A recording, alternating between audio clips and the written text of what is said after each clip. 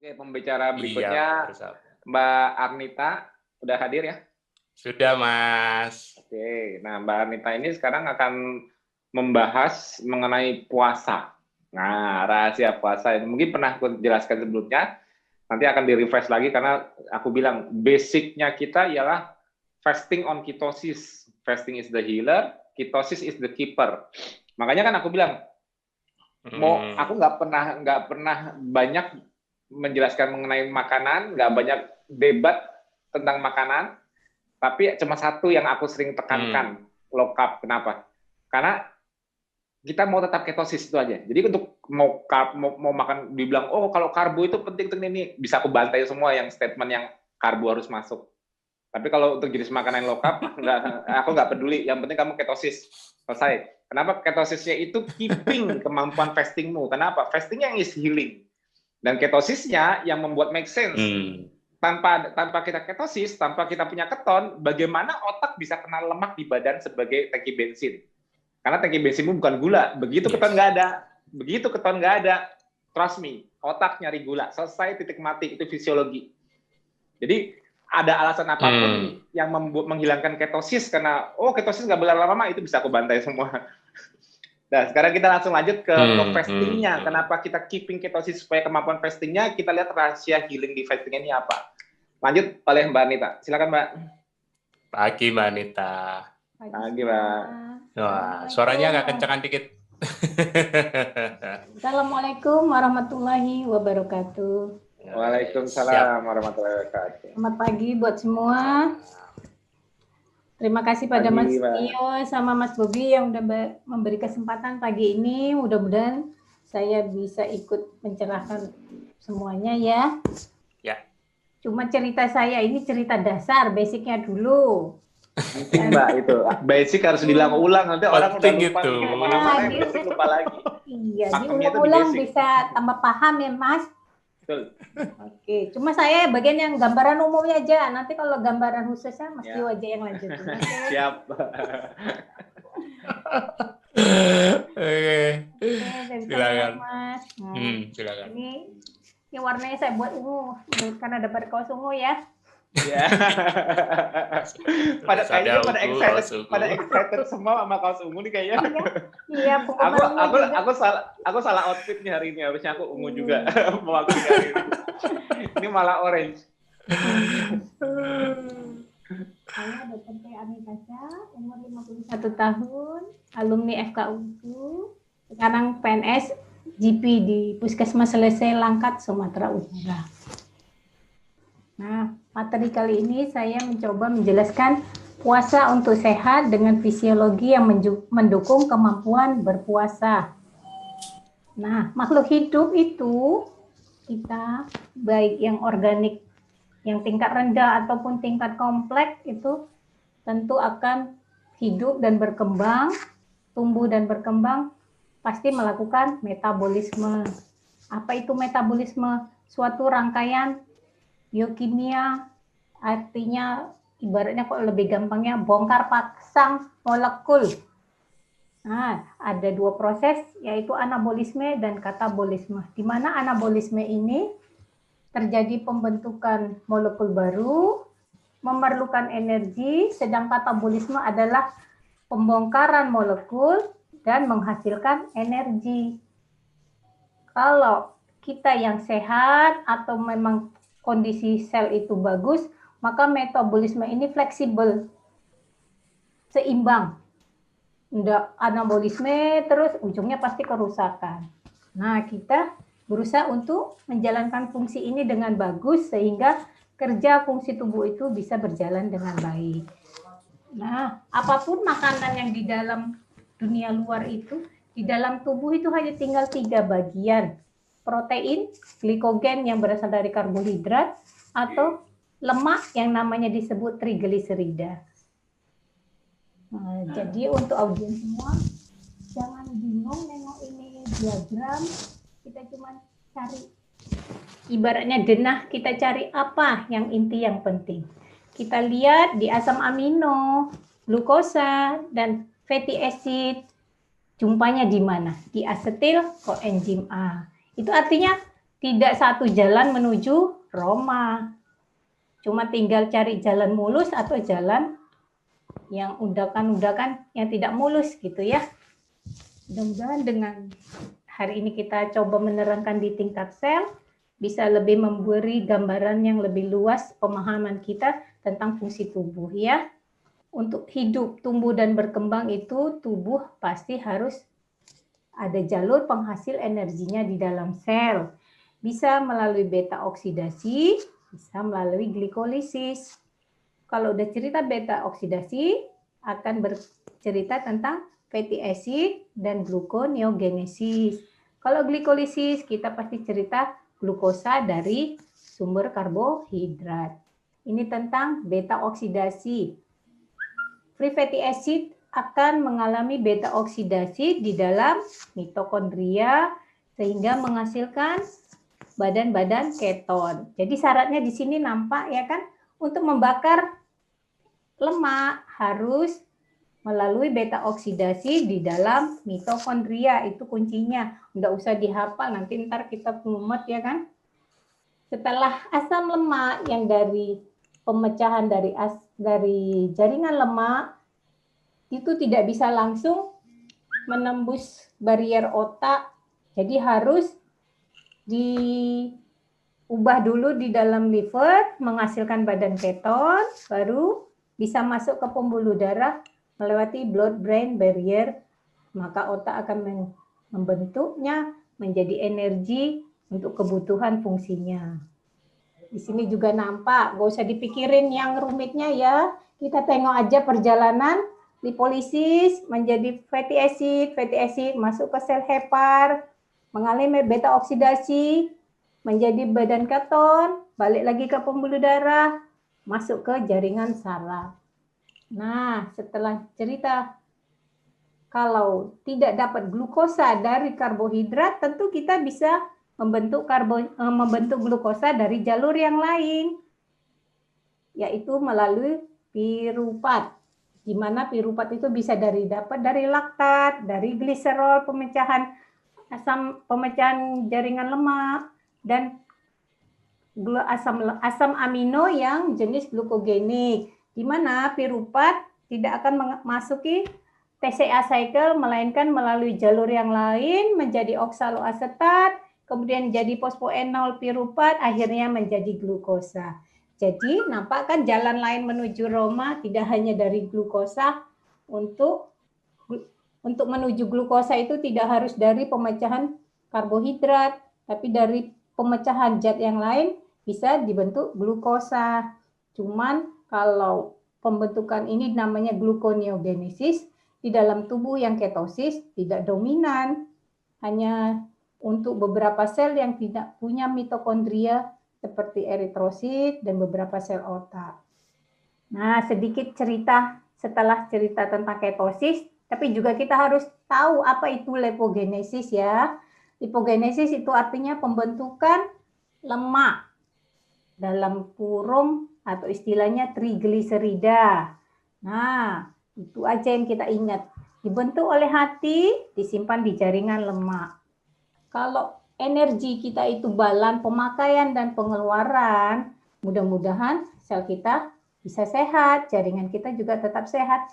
Tapi yang ada kenyataan sekarang, yang ada ke overnutrisi, energi berlebih dipakai sedikit, akhirnya imbasnya juga ke jaringan yang tidak seharusnya tidak tempat nyimpan lemak, jadi tempat nyimpan lemak, akhirnya menjadi lipotoxicity.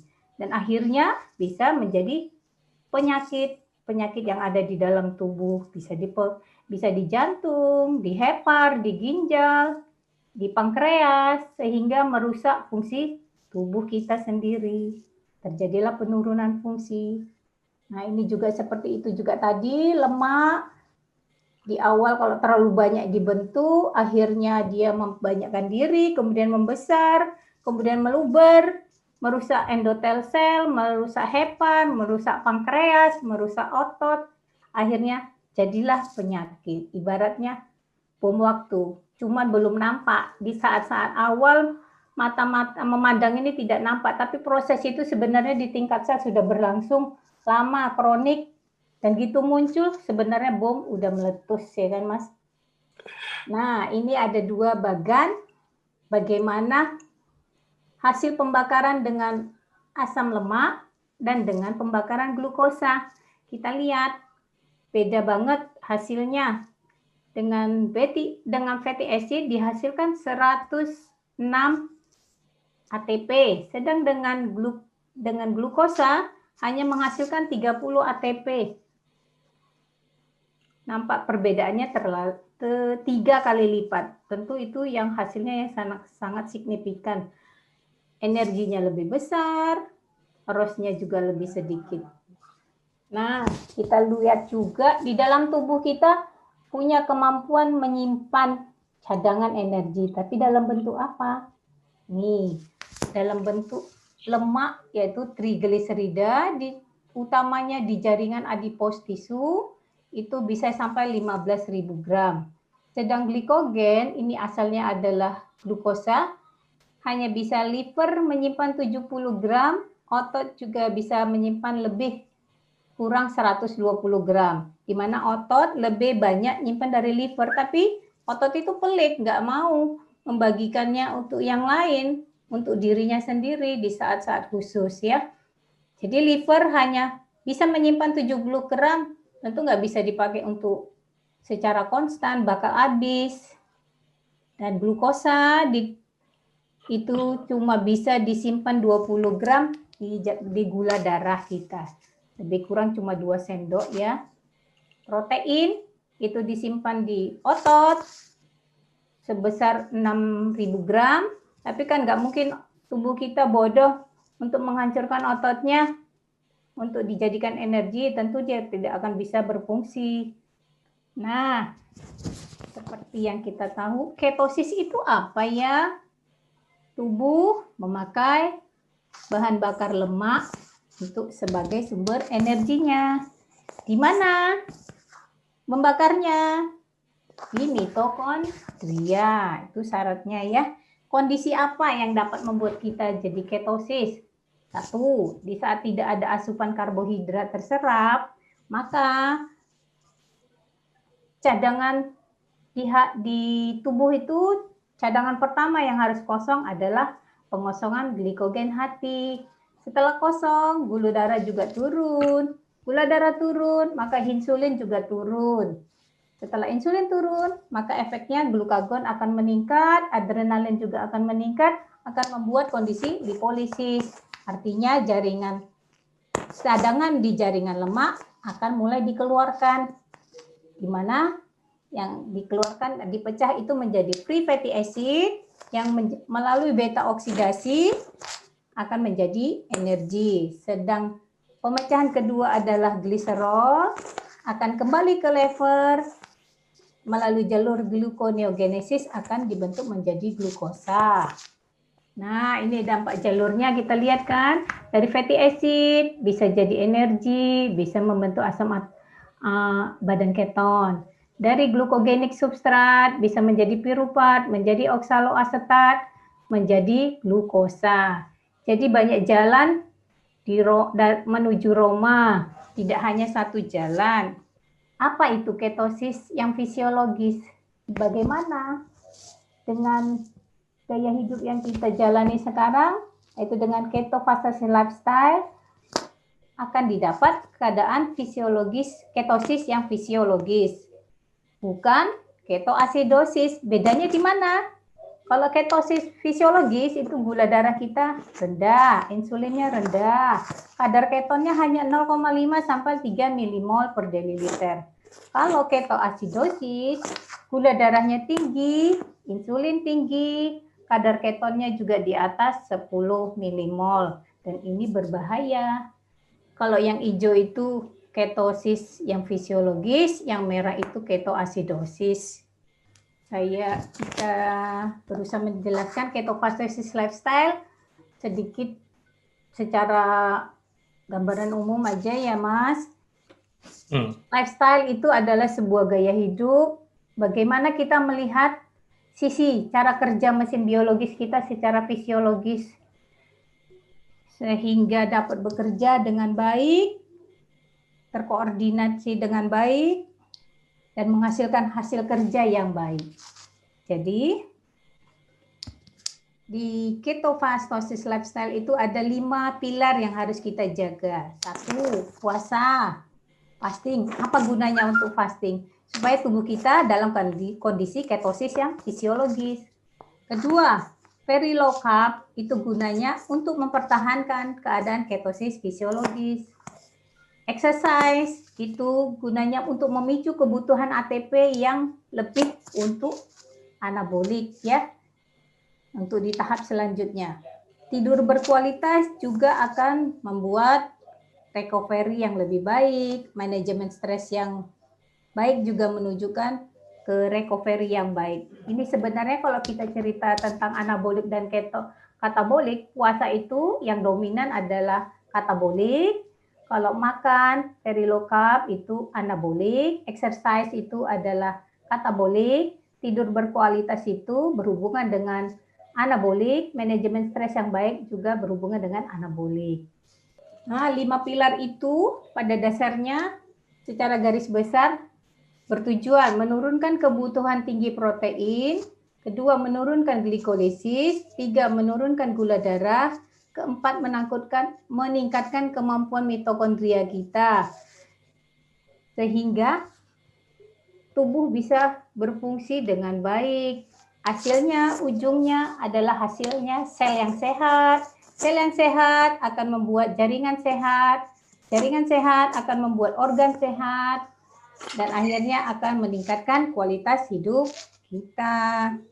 Seperti kalau di cerita puskesmas kalau tentang akreditasi, ada SOP yang harus dikerjakan dengan baik dan benar dan dikoreksi oleh tim manajemen mutu melalui audit internal sehingga quality control-nya terjaga, tentu akan menghasilkan nilai kerja yang baik.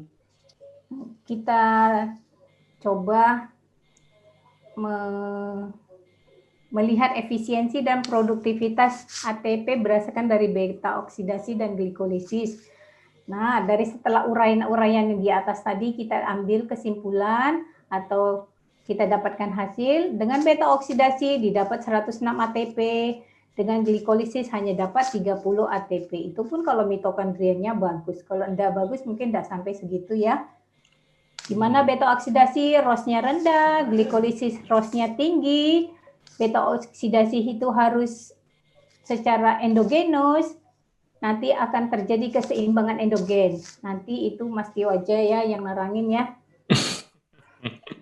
Glikolisis itu harus disuplai dari luar, jadi keseimbangan eksogen dan tidak bisa selalu konstan ya.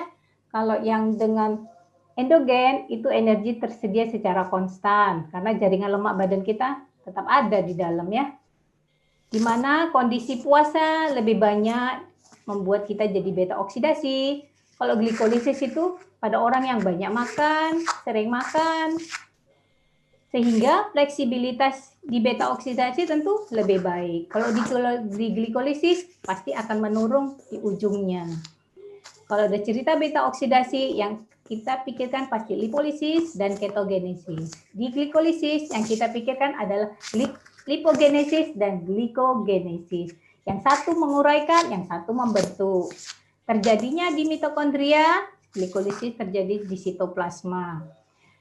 Dan kesimpulan akhir yang didapat secara parameter gula darah itu di beta oksidasi kita yang dengan beta oksidasi akan menghasilkan gula darah yang rendah, insulin yang rendah. Sedang dengan glikolisis, kalau apalagi yang over nutrisi, akhirnya akan gula darah meningkat, insulin juga meningkat. Nah, sedikit tadi yang tentang beta oksidasi dengan glikolisis, hubungannya sekedar dengan tentang makhluk hidup yang lebih tinggi ya. Misalnya kita yang mempunyai mitokondria dengan makhluk yang tingkat rendah yang hanya bisa mengandalkan glikolisis sebagai sumber energinya. Di sini sebenarnya kalau kita menjalankan beta oksidasi dengan efektif dan optimal, maka makhluk hidup kita yang tingkat tinggi akan menseleksi di tingkat tubuh di luar tubuh maupun di dalam tubuh. Seperti kalau yang di luar tubuh, jalur kita dengan dunia luar yaitu seperti kulit, di mukosa mata, hidung, saluran cerna, saluran napas dari hidung sampai alveoli, saluran cerna dari mulut sampai anus, dan saluran kelamin juga, itu adalah hubungan kita ke dunia luar. Kalau kita beta oksidasinya positif, tentu yang penumpang hidup, penumpang gelap istilahnya ya Mas, pasti nggak bisa gampang numpang sama kita, baik di dalam maupun di luar pagar rumah kita, gitu istilahnya ya Mas, lebih gampang. Jadi tidak gampang penumpang gelap itu mau numpang hidup. Oke, jadi dengan ada yang itu, sekarang pada Anda yang mendengarkan, mau pilih beta oksidasi atau glikolisis? Oke, pilihan ada di tangan Anda. Jalannya sudah dijebarkan, tinggal milih, tinggal mikir. Nah, zaman sekarang ini lagi musimnya penyakit degeneratif atau istilahnya penyakit tidak menular seperti diabetes, hipertensi, penyakit jantung, penyakit ginjal, kanker. Nah, ini sebenarnya kenapa? Kalau zaman dulu ini penyakit pada orang tua, kenapa sekarang pada usia muda juga udah mengalami penyakit degeneratif? Berarti kan ada yang salah dalam mesin tubuh kita ya. Artinya penurunan fungsi tubuh. Dari data-data yang ada, kita nampak semuanya kenaikannya makin jelas, makin nampak dan makin signifikan. Jadi solusinya apa? Kalau tidak kita berbuat untuk memperbaiki ini, tentu keadaan makin meningkat, keadaan angka-angkanya tersebut. Jadi solusinya harus butuh kerjasama semua orang. Satu, mulailah dengan diri sendiri dan keluarga, dengan mengubah pola hidup yang lebih baik, dengan menimba ilmu, memperluas ilmu, sehingga dapat gambaran yang lebih bagus dan mau berubah. Kedua, pada nakes-nakes yang ada, baik di tim puskesmas dan juga dengan bantuan pemerintah, untuk mempromotifkan dan mempreventifkan hidup yang lebih bagus. Dan ini tidak tugas yang tidak mudah, tapi harus kita kerjakan daripada tidak bekerja. Memulai tentu kapan mulainya ya. Jadi kesimpulan kita apa hari ini yaitu puasa. Apa itu puasa? Artinya tidak ada makanan yang masuk ke dalam tubuh. Kalau tidak ada yang masuk, dari mana tahu tubuh untuk bekerja? Pasti dia harus mengandalkan apa yang ada di dalam tubuh kita sendiri agar bisa tetap berfungsi dengan baik. Di ketofastosis, puasa itu mudah dengan kondisi ketosis seperti yang sudah kita jelaskan. Kenapa? Karena otak sebagai CPU-nya makhluk kita ini harus dapat energi yang siap, sedia dan konstan dan bagus sehingga dia bisa berfungsi dan mengkoordinasi semua fungsi tubuh kita bisa berjalan dengan baik. Jadi kesimpulannya kalau puasa berarti yang ada bongkar lemak melalui beta oksidasi dan membentuk keton melalui ketogenesis. Dari cerita yang telah diuraikan, kebaikan puasa itu antara lain, satu, fleksibilitas metabolisme kita terjaga. Yang kedua, mitokondria biogenesis meningkat, autofagi meningkat, stres resisten kita meningkat, artinya daya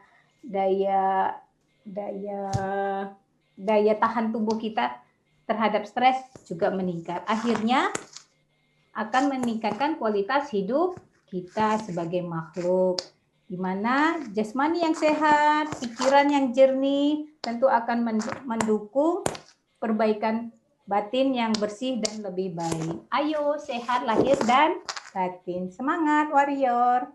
Terima kasih. Yeay. Thank you Mbak Anita. Akhirnya selesai juga. Walaupun awal-awalnya dedek-dedek. Tapi keren loh, ya kan. Walaupun tadi sempat naik turun suaranya karena masalah di mic, tapi nggak apa-apa, santai aja. Ya. Udah nggak fokus ya.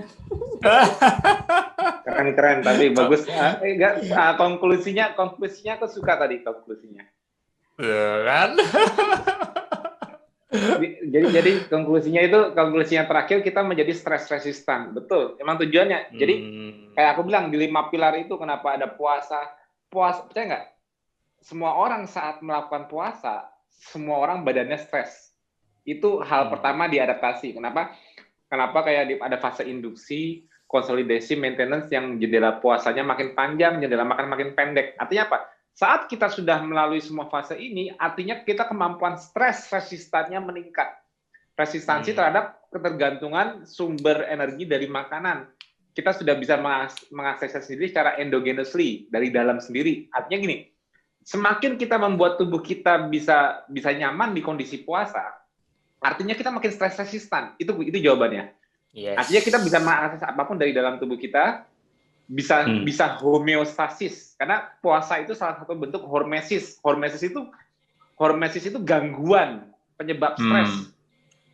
Puasa itu membuat tubuh kita stres, tapi jawabannya, adaptasinya ialah apa namanya? Kita menjadi lebih stres resistan. Stres resistan itu sehatnya setelah recovery-nya dari usaha di awal untuk memberikan hormesisnya. Jadi stres resistan itu ialah bentuk suatu keseimbangan baru, homeostasis baru yang membuat tubuh kita itu lebih bisa lebih sehat karena kita mampu bertahan di kondisi stres seperti puasa, tidak makan. Abaikan deringnya ya. Aku baru ini pasti keganggu banget. ya memang harus sabar. Kayaknya tadi ya Mas. Iya. Jadi terus yang kedua kayak olahraga. Olahraga itu stres. Semua orang bilang olahraga sehat. Aku bilang enggak. Olahraga itu stres. Sehatnya itu setelah kamu recovery dari stres yang kamu berikan dari olahraga. Contoh gini. Yes. Tadinya aku olahraga, kita akan ambil contoh gampang, nge-gym deh. Aku tadinya 5 kilo, aku angkat itu stres. Aku silent sebentar ya, Iya. Oke, soalnya Mas Tio orangnya nggak bisa terganggu ininya konsentrasinya. Dia kan soalnya cara jelasinnya kan berdasarkan apa yang mengalir. Nah, tadi ada interupsi neneng gitu, jadi disrupsi istilahnya itu. Udah masuk ya? Udah masuk. Ya, makanya ya bagi yang urgent nggak apa-apa sih memang nelpon, tapi kalau untuk yang nggak begitu urgent harap sabar di WA ya. Kalau hari ini memang aku pasti bakal numpuk japriannya karena memang seharian aku nggak mungkin dong balasin WA karena aku di SMA. Yeah. Jadi paling lambat besok pasti insya Allah kebalas. Oke. Jadi stres karena olahraga itu juga kayak kita angkat beban 5 kilo itu pertama sakit, tapi saat 5 kilo itu udah enteng bagi kita itu sudah mendapatkan keseimbangan baru, udah mendapatkan stres resistansi yang baru. Kita lebih sehat dari sebelum kita, dulu 5 kilo bagi saya berat. Kamu nggak sesehat waktu 5 kilo itu enteng. Karena kita punya kemampuan stres resistan lebih tinggi. Dulu aku cuma bisa skip sarapan. Sekarang aku makannya bukanya sore. Misalnya.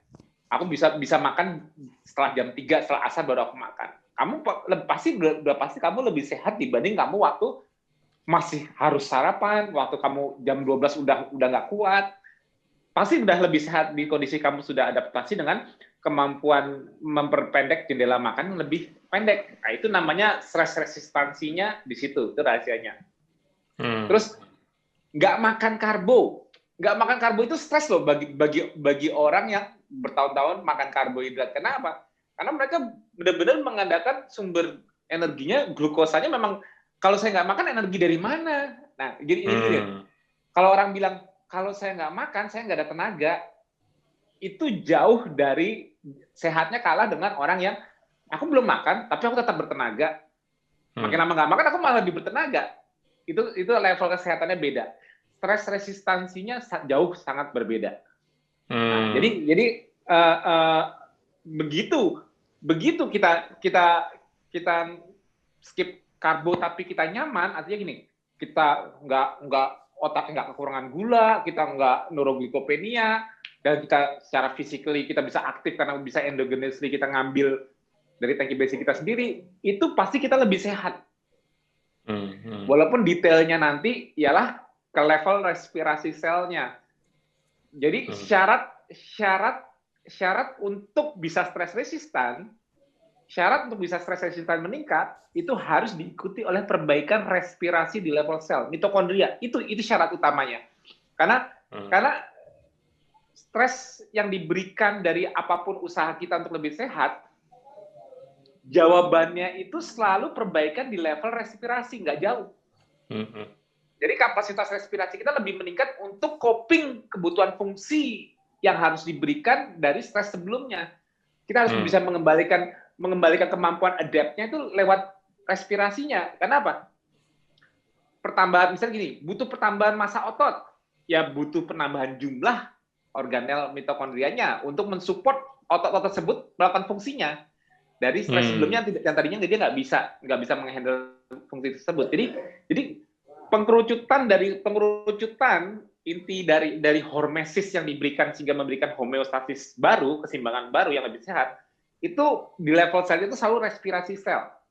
Makanya pada saat kita kemampuan stres resistannya turun, stres resistansi kita turun, kita punya chronic disease, juga sama, mengkerucutnya ialah masalah respirasinya, karena respirasinya sudah tidak bisa coping, tidak bisa mensupport, mengatasi atau mensupport untuk sel tersebut melakukan fungsi. Makanya sel tersebut yang bermasalah karena chronic disease dan sebagainya, itu turun fungsinya, tidak bisa melakukan fungsinya seperti sebelumnya, misalnya untuk memompa jantung dan sebagainya. Pokoknya di sistem tubuh kita mengalami penurunan fungsi, respirasi kita nggak keep up. Nah, jadi ikhtiarnya justru bukan menutupi ketidakmampuan fungsinya, tapi memberikan stres secara bertahap untuk tubuh kita adapt kembali untuk mengembalikan fungsinya. Jadi gini, tubuh itu cara menyembuhkan diri itu ialah diminta.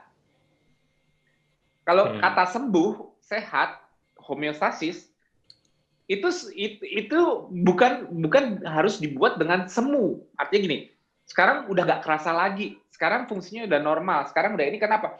Karena kita memberikan suatu support yang exogenous misalnya. Tapi the real homeostasis secara endogenous masih belum beres. Artinya apa?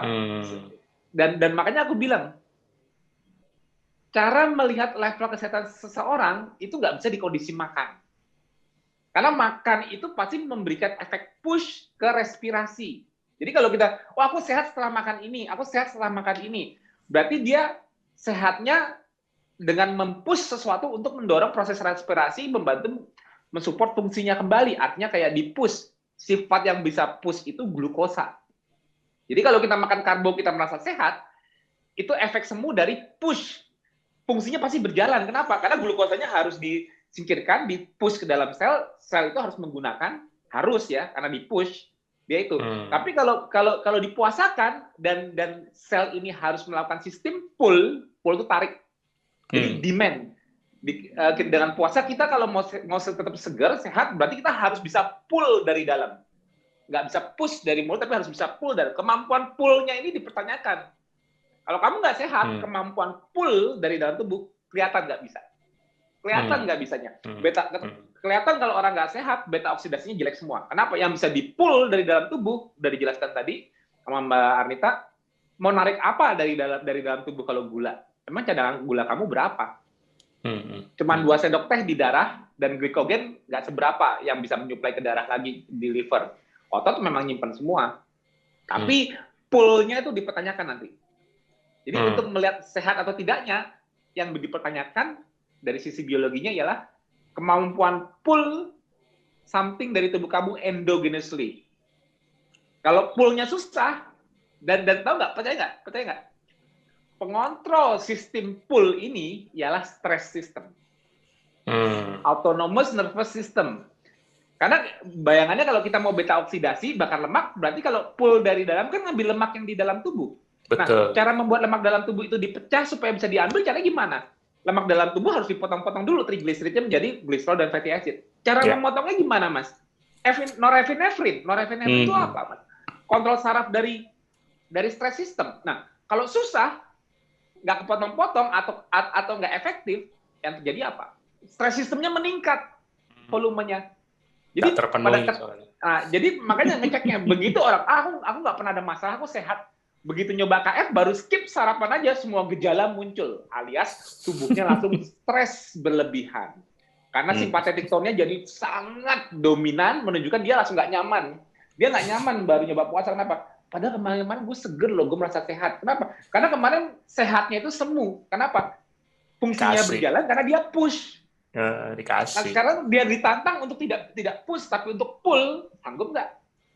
Nggak sanggupnya itu menunjukkan penurunan fungsi di level respirasi sel.